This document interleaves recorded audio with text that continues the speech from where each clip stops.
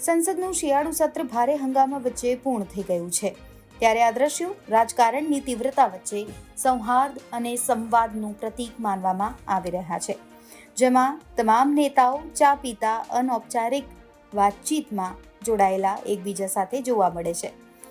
આ ચાય પે ચર્ચા બેઠકના ફોટો અને વિડીયો સોશિયલ મીડિયા પર ખૂબ વાયરલ થઈ રહ્યા છે, જેમાં શાસક પક્ષ અને વિપક્ષના નેતાઓ એક જ મંચ પર હસતા મજાક કરતા જોવા મળે છે.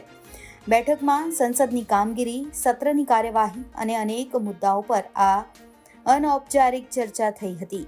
આવી બેઠકો ભારતીય લોકશાહીમાં સંવાદનું મહત્વ દર્શાવે છે, જ્યાં વિરોધીઓ પક્ષો પણ એકબીજા સાથે વાત કરીને મુદ્દાઓને હલ કરવાનો પ્રયાસ કરે છે.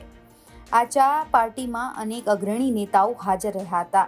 રક્ષામંત્રી રાજનાથસિંહ, નાગરિક ઉડ્ડયન પ્રધાન રામમોહન નાયડુ, કેન્દ્ર પ્રધાન ચિરાગ પાસવાન, લલનસિંહ જેવા શાસક પક્ષના નેતાઓ તો હાજર હતા જ, પરંતુ વિપક્ષ તરફથી પણ એનસીપીના સાંસદ સુપ્રિયા સુલે, સમાજવાદી પાર્ટીના રાજીવ રાય અને ધર્મેન્દ્ર યાદવ તેમજ ડીએમકેના એ રાજા જેવા ફ્લોર લીડર્સ પણ જોડાયા હતા. આ તમામ નેતાઓએ સંસદના સત્ર વિશે ખુલ્લા મનથી વાતચીત કરી. વડાપ્રધાન મોદી અને પ્રિયંકા ગાંધી વચ્ચે વાયનાડ વિશે વાત થયેલી હોવાની ચર્ચા છે. વાયનાડ કોંગ્રેસના મજબૂત ક્ષેત્ર તરીકે જાણીતું છે અને ત્યાંના વિકાસ અને રાજકીય મુદ્દાઓ પર તેઓએ ચર્ચા કરી. આ ઉપરાંત સાંસદોએ નવા સંસદ ભવનમાં એક સમર્પિત હોલની માંગણી ઉઠાવી હતી. તેઓએ કહ્યું છે કે જૂના સંસદ ભવનમાં પણ આવી વ્યવસ્થા હતી, પરંતુ તેનો ભાગ્યે જ ઉપયોગ થતો હતો.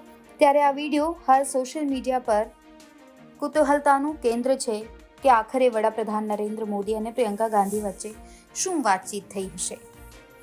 આપ આપના અભિપ્રાયો અમને કમેન્ટ બોક્સમાં જાણ કરી શકો છો. આ મુદ્દા પર આપને શું લાગે છે, શું વાતચીત થઈ હશે, એ અમને કમેન્ટ બોક્સમાં જાણ કરજો. બ્યુરો રિપોર્ટ, ગુજરાત તક.